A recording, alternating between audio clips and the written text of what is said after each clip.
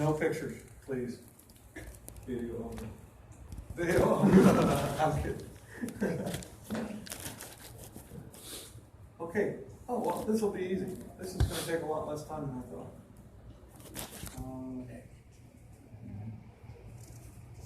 I think we've already kind of discussed this electric heat.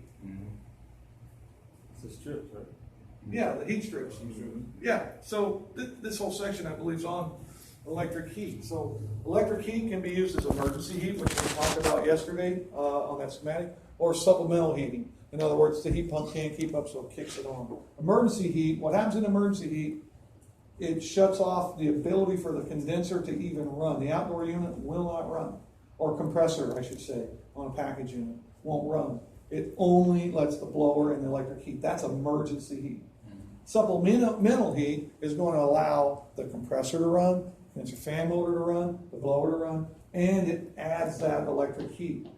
Now you can stage the electric heat, so you can go 5,000, 7,500, whatever, 5,000, 5,000, 5,000. So you can have up to 15,000 or 20, whatever it is. But they usually come in either 5,000 or 7,500, and it's usually kW, so it's 5 kW, 7.5 kW. But they stage them because they want to bring them on and see if that'll take care of it before they bring on that next stage of heat. And they do that because it's very expensive to run electric heat.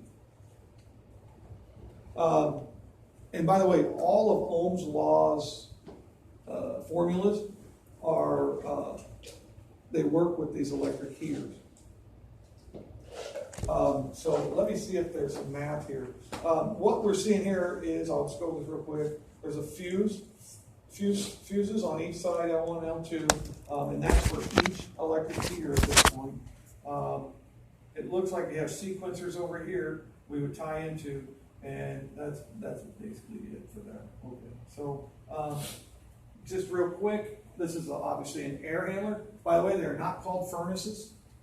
They're called air handlers. So if you're dealing with the indoor unit on a heat pump, it is no longer called a furnace, it is an air handler. Because all it really is a coil with a blower. That's it. There's no gas or nothing else. So it's an air handler. Every manufacturer makes a little spot, and they're depicting it up here in this section. They have a metal plate on it. You can pull that metal plate off, get the model and serial number, call the manufacturer. They will literally have the exact electric heat kit that fits for that furnace. And all you do is pull the panel off, slide yours in, put the screws back in place where the panel came off, and there'll be a plug, and there'll be another plug that comes off inside the air handler. Pull it out, plug the electric heat into the plug where the other plug was. It's just a jumper plug, and it will work just fine. You don't have to do anything.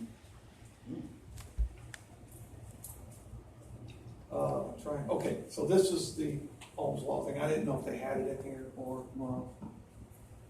So this does get a little bit confusing, but I can just kind of run through some different ideas about how we can use Ohm's law to decide things about electric heat.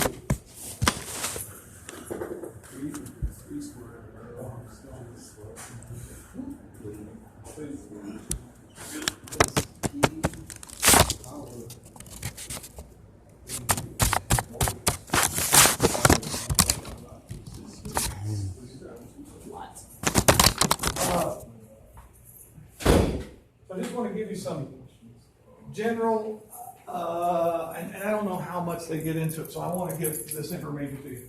You need to know that 1 watt equals 3.414 BTU. This is important information that you need to know when you're working on an electric heater. So 1 watt. Typically, what we get is, again, we get it in kW, not W. So it's kilowatt. So 1 kilowatt equals 3,414 BTUs. Okay? So an example would be if we had 5 kW, how do I solve for how many BTUs would that produce? Multiply 3,414 times 5, we end up with roughly 17,000, roughly around 17,000. It's just over 17,000. So it'd be 560 minus 5, so 55 actually, is that right? 50. It'd be 50.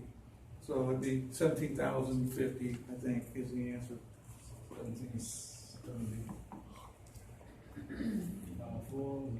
5 times 15, 4 times 15, so it'd be 70 minus 5, so it's 65. Is that right? No, it'd be 60. Let's do the math. 2 over 5 on 1 plus 2 is 7. 70. Mm-hmm. There. Anyway, around 17,000. Right. So that's how many BTUs we would get out of 5 kW.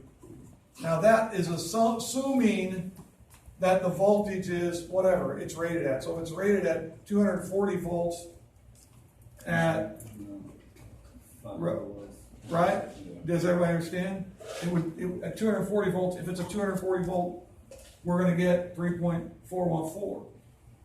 If it is 220 volts that you're getting, you would have to do the math and figure out how much would 20 volts change that, because it's going to change that. And that math all comes through Ohm's law, which I know all you guys already learned, or actually I should say it's not really Ohm's law, it's the math problem or math equation that proves Ohm's law. That's that E over I times R. E being voltage, I being intensity or amps, and R being resistance. Before you did that, you have to know the other power factor formula, P over I times E.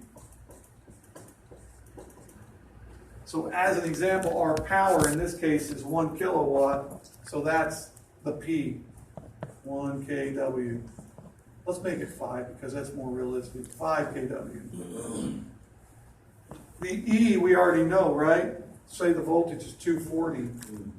Now we can actually figure out how much amp draw. Does everybody understand how we would figure out how much amp draw? Just divide this number into 5,000, by the way, 5,000. Let's do that while we're standing here. So 5,000 divided by 240 equals 221, basically, 20.8, but we'll call it 21. So it would roughly pull about 21 amps every 5,000 out on a 240 volt circuit. Then you can simply put that there, 21, right? Because that's my amps, and my voltage is going to remain the same. And now I can calculate my resistance. So if I wanted to test a electric resistive heater, I could test it by doing this math and go, I know that the amp draw, the resistance on that thing should be somewhere 11.4 ohms. And if I got 10, I'd be okay with that. This thing's still working just fine.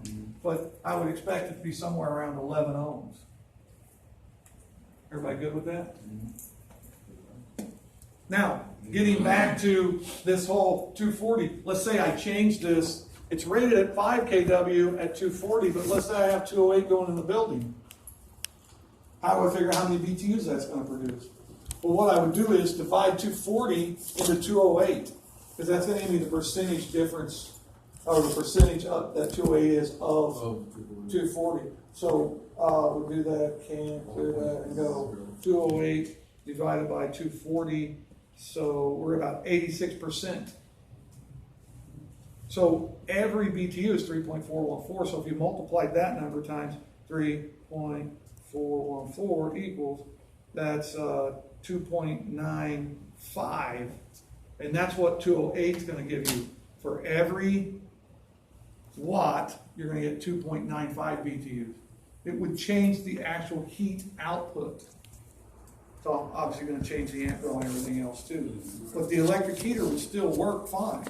It'll still heat. We're just going to get a few less BTUs out of it. Have I lost everybody? Good. Okay. I'm not sure that you need to fully understand. It's going to I mean, I spent years doing this. I don't expect you to know all these formulas. You might want to remember that 3.414 because I think there's one question about that on the test. But, so 3.414, or more accurately, probably 3,414 BTUs equals 1 kilowatt, 1,000 watts. That you definitely need to remember.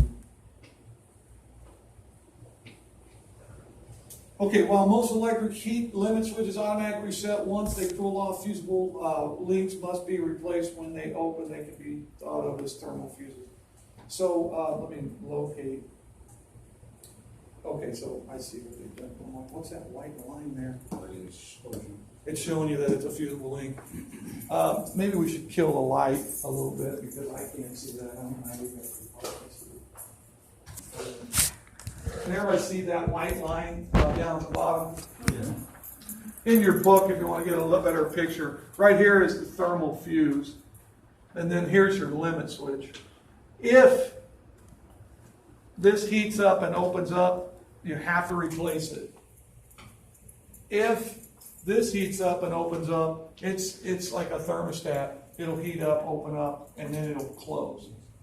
Why would these things overheat? They're just protective devices so we don't burn the house down, basically, or burn the unit up.